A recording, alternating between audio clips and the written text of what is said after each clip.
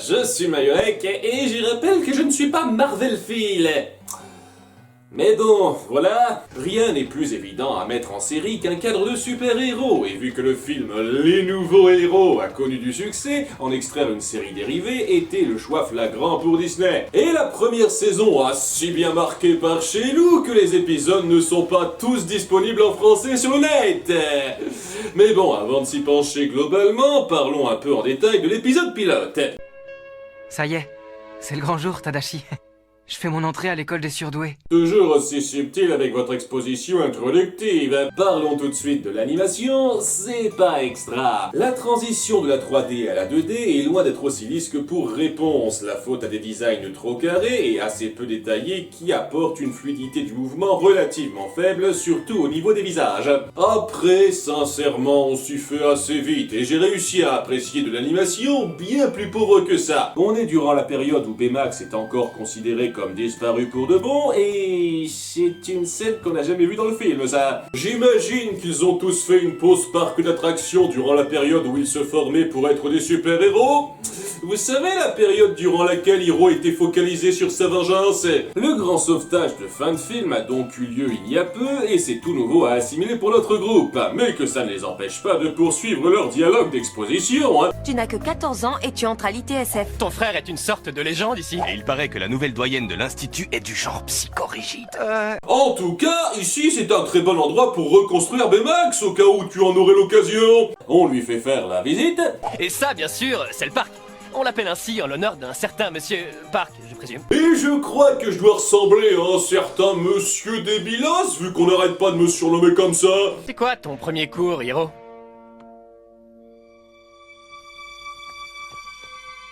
Personne n'a pensé à enlever cette plaque plusieurs mois après sa mort. C'est vraiment l'Institut des sciences et de la décence. En parlant de ça, Hiro a décidé de s'installer là sans demander l'autorisation, et on retrouve la fameuse scène de fin de film. Et ouais, ça fait combien de temps que t'as laissé ce bras ici comme ça, en fait? Refaire la reconstruction de Baymax en version rallongée défait un peu la force du final efficace qu'on avait dans le film. La mise en scène courte et bien sentie avait son effet, c'était un épilogue bien au point. Mais là, on ne fait que diluer l'impact du moment, de même que son poids grandement, vu que ça va s'imbriquer dans un scénario à la con. La nouvelle doyenne dont on a parlé arrive devant Hiro. Il a travaillé dur pour mériter ce laboratoire, comme vous le mériterez aussi, un jour ou l'autre, quand vous serez prêt. Ben, je suis prêt. Et il peut rester là durant tout l'épisode. Waouh, comme c'était strict. J'en parle tout de suite, c'est une blague cette femme. À chaque fois qu'elle essaye de faire preuve d'autorité, elle insiste à peine, et la plupart du temps, elle pourrait tout aussi bien ne rien dire et laisser tout le monde faire son petit bazar. La série lui donne rapidement un lien avec le grand méchant, ce qui n'apporte rien, et globalement, elle n'aurait pas existé, que l'histoire aurait été exactement la même. De son côté, Fred essaye de convaincre les autres de continuer à jouer les super-héros. Mais il y a peut-être un super vilain sur le point d'attaquer la ville et... Ouvre les yeux, on n'est pas dans une de tes bandes dessinées. Ici, c'est le monde réel. Je vais vous la ressortir celle-là. Hiro est donc en passe de finir de reconstruire son copain, mais... Je n'ai plus qu'à t'habiller et basta. Tadashi a toujours effectué un protocole de diagnostic complet. Ouais, ça ne m'étonne pas de lui. C'est parti. Pourquoi je devrais suivre les mêmes procédures que mon frère? C'est pas comme si j'essayais de le prendre comme modèle. Bien entendu, ça déraille, le corps s'enfuit, et Hiro essaye de le pourchasser seul. Car à côté de ça, le groupe a capitulé devant Fred, parce que la moitié du temps, c'est lui qui décide de leur vie. Je veux dire, on n'entend jamais leur vrai nom.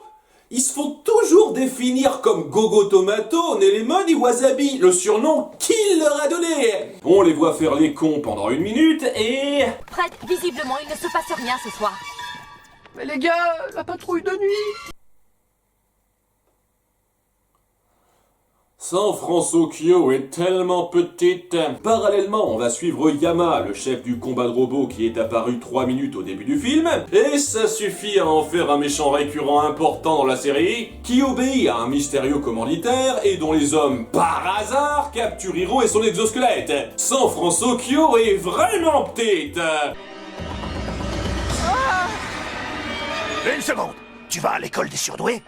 Oui. Ils lui disent de voler un truc là-bas pour eux s'il veut revoir son robot en le laissant après sans surveillance. Et pour notre jeune héros qui s'est développé un code moral dans le film, la solution évidente est de demander de l'aide à Fred pour bel et bien aller voler l'objet incognito, ouais.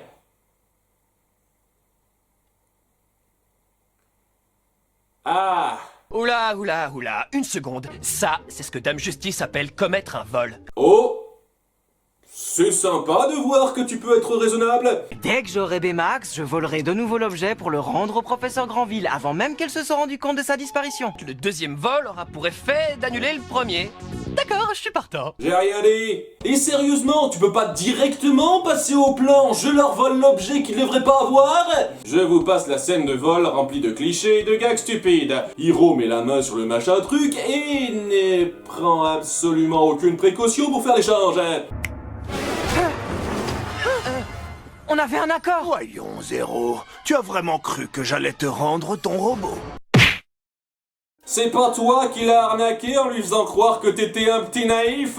Comment t'as pu régresser au point de le devenir pour de vrai? Ils sont enfermés et s'échappent 30 secondes avant d'être recapturés. Vraiment du temps d'animation bien dépensé. Mais ils sont sauvés par leurs amis qui les ont tracés et font irruption. Ouais, je savais que vous ne pourriez pas résister à l'appel du super-héroïsme. Hiro, Fred, ça va les gars? Beaucoup mieux maintenant. Comment vous nous avez retrouvés? Attendez, vous avez fait une patrouille de nuit sans moi? Donc là, Yama et ses hommes devraient savoir que vous êtes liés au groupe des super-héros. Ils les battent tous et partent donc avec l'exosquelette et le truc bidule. Et Hiro se fait gronder un peu. Mais ne recommence jamais ça. D'accord. Mais Yama a pu produire des copies de l'exosquelette à la chaîne parce que nos héros n'ont pas pensé à fouiller l'endroit en détail et surtout à appeler la police. En tout cas, cette aventure a conforté Fred dans son délire. Tada! Alp? C'était censé être écrit Help. Iscliffe, on a gardé la facture. Je crains que non. Quel abruti ferait cette erreur? Ah, on doit pas culpabiliser d'être les nouveaux héros. Les nouveaux héros? Mon Sérieusement? cerveau a imaginé toute une liste de noms d'équipes. Et il a choisi le nom le plus creux et générique possible en français. Sinon, ouais, c'est de là que vient leur nom. Fred le balance comme ça et tout le monde suit. C'est vraiment lui qui dirige leur vie. Bon, le reste, je vous le fais court. Yama lance une attaque générale de robots pour récupérer le bidule chouette qui a le pouvoir de rendre les machines dingues. Nos héros le combattent et doivent empêcher un train de dérailler dans lequel se trouve la tata pour rajouter du drame, parce que ça aurait pas eu la même portée avec juste des inconnus. Mais si c'est trop insoutenable pour vous, rassurez-vous, on allège l'ambiance avec Tante Cassie qui a acheté des dorades qui puent. Petite Dorade, je vous adore beaucoup plus que les Ronçon. Ouais, c'est répugnant! Ah, il risque de crever en étant poisseux. Ah oui, et bien entendu, pendant tout ce temps, les autorités ne peuvent absolument rien faire. La situation est ingérable! Évidemment, Hiro finit par régler la situation avec la bonne vieille excuse facile. Faut que j'inverse la polarité. Quand t'entends ces mots, tu sais que les scénaristes en ont rien à branler de la vraie science. On n'est pas dans une de tes bandes dessinées. Ici, c'est le monde réel. Et l'objet est détruit sans qu'on ait la moindre idée de ce que le grand méchant comptait en faire. Notre groupe accepte finalement pleinement leur statut de héros. Fred avait raison. Oui, bien sûr. Oh! Excusez-moi, c'est difficile de prononcer ces mots sans régurgiter un peu. La doyenne récompense Hiro pour rien de précis. J'ai décidé pour votre bien de vous confier le laboratoire de votre frère, monsieur Hamada. Sérieux? Il l'utilisait déjà sans ton approbation, grosse naze. On n'avait pas prévu de devenir des super-héros, mais... Ah, ça va, j'ai compris, on reprend la fin du film. C'est un suivi pauvre et peu inspiré de ce que les nouveaux héros racontaient. Et ça représente parfaitement cette saison 1. À votre avis, ça m'a plu ou pas? C'est une collection de scénarios forcés et souvent ridicules pour mettre en avant des conflits souvent sans intérêt. Et pour cause, on sent que ça essaye moins de faire des histoires prenantes que du gag facile. Presque tout est pris à la légère et ça sert constamment d'excuse pour fourrer de l'humour version light du premier film. Tu sais l'heure qu'il est? J'étais mort de peur, je te signale. Vous êtes en excellente condition physique. Dire que vous êtes mort parce que vous avez eu peur est donc inexact. Pourquoi j'ai pris un cours de yoga et pas un cours d'arts martiaux? Parce que ça apaise ton esprit, ça renforce ton corps, et en plus, il a des grosses balles. Ouais, des grosses balles. Sérieusement, ils prennent leur nom individuel de super-héros aux 2/3 de la saison à cause d'une fangirl à la con qui a fait des fanfics sur eux. Tant que Captain Choupi vivra, c'est la justice qui régnera ici. Je veux dire, je sais que je n'ai pas chanté les louanges du film, mais il est resté efficace dans son approche de super-héros banal tout de même. Ça jonglait très acceptablement entre le sérieux et la comédie pour agripper le spectateur dans l'histoire. Mais là, la plupart du temps, je ne regarde pas la série Big Hero 6, je regarde la série Big Hero 6 Go! Et ce qui a empâté le plus, ce sont clairement les personnages. S'il y a une chose que j'attendais de cette série, c'est qu'elle étoffe un peu nos 4 co-héros qui n'avaient pas réellement d'arc dans le film. Eh ben, c'était trop dur à faire, manifestement. On les reconnaît comme des gimmicks précis, on va pas changer ça en les rendant plus complexes ou en les faisant évoluer. Gardons-les dans cette zone de confort facile sans les faire aller plus loin. Des fois, on se centrera sur certains d'eux, mais ça servira surtout à appuyer quel gimmick ils représentent. Le seul développement auquel ils ont droit, c'est quand on révèle de temps en temps un de leurs passe-temps. Du genre, il y a un épisode où on apprend qu'on Eleven aime la peinture. Ok, en dehors de ça, ça rajoute quoi en termes de profondeur au personnage? Le seul d'entre eux qui a droit à du réel développement, c'est... Fred. Parce que son paternel était un super-héros lui aussi, donc des fois on le montre avoir ce modèle à atteindre. Même si ça change rien au fait que c'est un bouffon ahuri 90% du temps et que c'est censé le rendre hilarant. Heathcliff, c'est là que tu dois le dire. Oh, oui. Trop génial. Mais bon, il stagne quoi. Hiro de son côté est en régression constante. Parce que vous croyez que le côté j'ai appris ma leçon et je le referai plus, ça aura suffi dans l'épisode 1? Alors que c'est censé être un truc qu'il a déjà appris dans le film au passage? Non, il va recommencer à n'en faire qu'à sa tête durant plusieurs épisodes, ce qui va foutre la merde et il devra corriger ça en en tirant une leçon. Une fois ça va, 10 fois c'est chiant. Merde, il a le même comportement immature à la con durant le triple épisode final. Guys, I'm really sorry. I didn't mean to let you down like that. Mais à partir de maintenant, je vous promets, on n'y reprendra plus. Je m'attendais pas à ce qu'Hiro et Kuzco aient autant en commun dans leur série. Et au passage, ça illustre l'un des plus gros soucis de cette saison, la moitié du temps, les problèmes à régler viennent d'eux. Soit ils font une erreur de calcul dans leur invention pour la énième fois, soit ils se font bêtement manipuler pour créer une arme ou une connerie comme ça. Pourquoi faut-il qu'on soit si intelligent? C'est effarant de revoir la même ficelle se faire repomper plus souvent qu'un acteur de film porno. Et ça n'aide pas une seule seconde à s'attacher à nos soi-disant héros. Les gars, je suis vraiment désolé d'avoir créé par inadvertance un monstre qui a failli détruire la vie. On n'est pas dans une de tes bandes dessinées. Ici, c'est le monde réel. Mais ce ne sont pas les seuls à avoir quelque chose à dire. Le personnage de Cray est présent de façon proéminente et j'apprécie énormément l'idée que nos héros aient ce lien avec ce patron exploiteur de technologie à la morale plus permissive, ça a de quoi créer une bonne dynamique. Seulement, je rappelle qu'on suit la série Big Hero 6 Go, donc on en fait un bouffon qui ne manque pas la moindre occasion de se ridiculiser. Hey, je tiens debout. Oh. Dans le film, c'était un accapareur qu'on prenait au sérieux. Oui, il a un léger côté lâche pitoyable, mais son personnage n'a pas été traité à la légère. Le rabaisser à ce point, ça ôte presque tout impact à son importance. Disney savait créer un personnage d'entrepreneur moralement ambigu plus réussi que ça il y a 15 ans. Ce qui m'amène pour terminer au méchant, et ça va être du lourd. Les créateurs ont dû faire un concours entre eux pour créer la galerie de méchants la plus ridicule possible. On a une manieuse de katana dont la particularité est de préparer des sushis. Si. Super sushi. Alors, aiguisez bien vos couteaux car ça pourrait devenir dangereux. Une mascotte de fast-food qui s'est fait hacker. Si vous n'êtes pas satisfait de mes services, veuillez remplir ce formulaire. Je serai ravi d'en prendre connaissance. Prends connaissance de ça. Goûtez-moi ces saveurs. Sauce tomate? Je reconnais que c'est original au moins. Noodle Burger nous a demandé de construire un robot mascotte fleurant bon la nostalgie. Il serait fait dans un titane réservé à l'armée par hasard? Eh bien, oui, c'est une longue histoire. Son mécanisme provient d'un projet abandonné de robots soldats devenus caducs. Merde.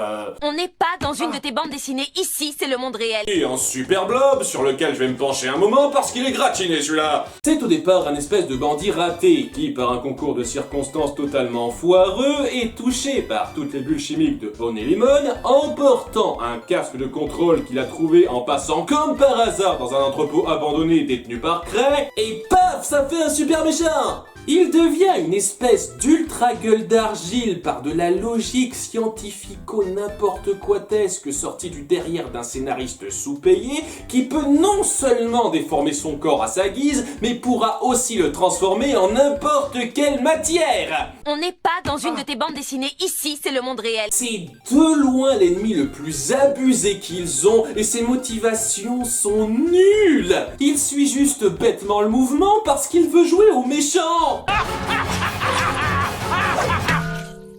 Et à la fin, il retourne sa veste rapidement parce que c'est pas bien de tuer des gens quand même. Yeah, I knew Obaki was crazy, but I thought it was a fun crazy. Plus, I don't want to destroy the city. All my friends live there. C'est de la merde. J'ai rarement vu une excuse aussi mal fichue pour créer du conflit. Surtout que ça vient des produits de Honey Lemon à la base et à aucun moment on ne la voit réfléchir à un moyen d'inverser le processus. Trop compliqué pour la tête à ça. Je ne sais même pas pourquoi je m'acharne. Et enfin, le grand méchant. C'est un autre de ces clichés de super-héros peu inspirés, mais au moins celui du film était pas gavant. C'est le connard irritant qui se la pète à chaque fin d'épisode en mode « Hé hé, tu sais pas comme prévu ». La bonne grosse ficelle bien naze des scénaristes qui veulent se mettre en avant avec leur supra-ennemi numéro 1. Seulement, l'écriture ne suit pas trop. Ne serait-ce que l'épisode 9 où Cré achète une puce technologique mystérieuse dont il ignore ce qu'elle fait. J'ai écumé les marchés noirs pour avoir cette puce. Elle est révolutionnaire. Ça, c'est l'avenir. Et vous ne savez pas du tout à quoi elle sert. Non. Comment il a réussi à devenir un grand entrepreneur? Il se fera voler par un groupe de mercenaires qui s'appellent tous Jack entre eux. Vous vous appelez tous Jack? Non, mon vrai prénom c'est Greg, mais je me fais appeler Jack. C'est ça, l'esprit d'équipe. Ok, ça a pas de sens, mais bon. Oui, eh ben, c'est toi qui a pas de sens. À côté de la coupeuse de sushi et de la mascotte Burger King, c'est rien, hein. Bref, ils bossent pour le grand méchant qui, à la fin de l'épisode, leur confie la puce pour la sécuriser. Prévoyant qu'ils se fassent prendre. Ouais, le groupe qui a déjoué par 2 fois nos héros au sein de l'épisode se font battre la 3e fois et ils l'avaient totalement prévu. Et tout ça pourquoi? Pour exacerber la méfiance chez Cray afin qu'il ne confie la puce à personne à la fin et donc qu'il la connecte à son ordinateur perso sans la faire tester. Mais Alistair, rappelez-vous l'enlèvement. À qui faire confiance? Qui est de votre côté? Et si elle avait infiltré mon équipe technique?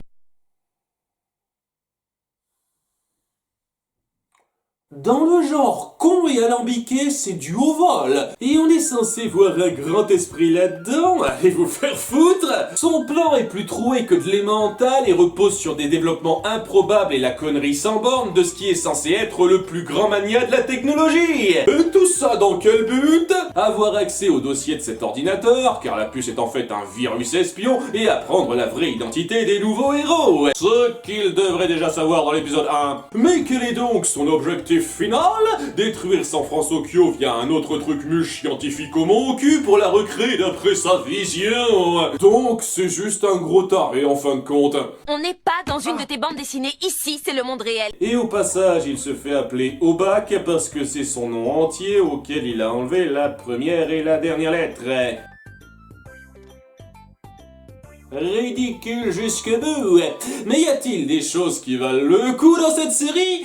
Un petit peu. L'action ne vaut pas celle du film, mais elle se regarde. Nos héros se créent régulièrement de nouvelles technologies assez ingénieuses qui affichent au moins une évolution technique du groupe. Et les rares fois que ça veut poser un moment émotionnel sérieux, ça fait plutôt mouche. Et l'épisode dans lequel ça se ressent le plus est le meilleur de la saison pour moi. Retour aux sources. Pour enquêter sur de mystérieux hackings, Hiro décide d'infiltrer le milieu du combat de robots en redevenant le joueur qu'il était en début de film. Évidemment, ça ne sera pas si simple parce qu'il sera pris par l'appel de son passé, en particulier en se liant à une nouvelle joueuse. Cet épisode n'est pas exempt des stupidités usuelles de la série, mais j'apprécie l'approche qui est faite autour de la psyché d'Hiro, ce que cette partie de son passé représente pour lui et comment ses proches le vivent. On crée pas mal de moments assez forts là-dessus. Well, anyway, I guess I just have to remember that Hiro's a good kid, and in the end, he'll do what's right. Mais 1 ou 2 épisodes acceptables ne rattrapent pas le tout. Cette saison 1 est bien trop ridicule et ne se prend clairement pas assez au sérieux pour m'investir un tant soit peu dans cette série. Je la recommande difficilement aux fans. Disney Animation Studios n'a pas su grandement satisfaire mon besoin de super-héroïsme. Pixar devrait faire mieux, je pense. C'était Mayolek, et n'oubliez pas d'être Disneyphile.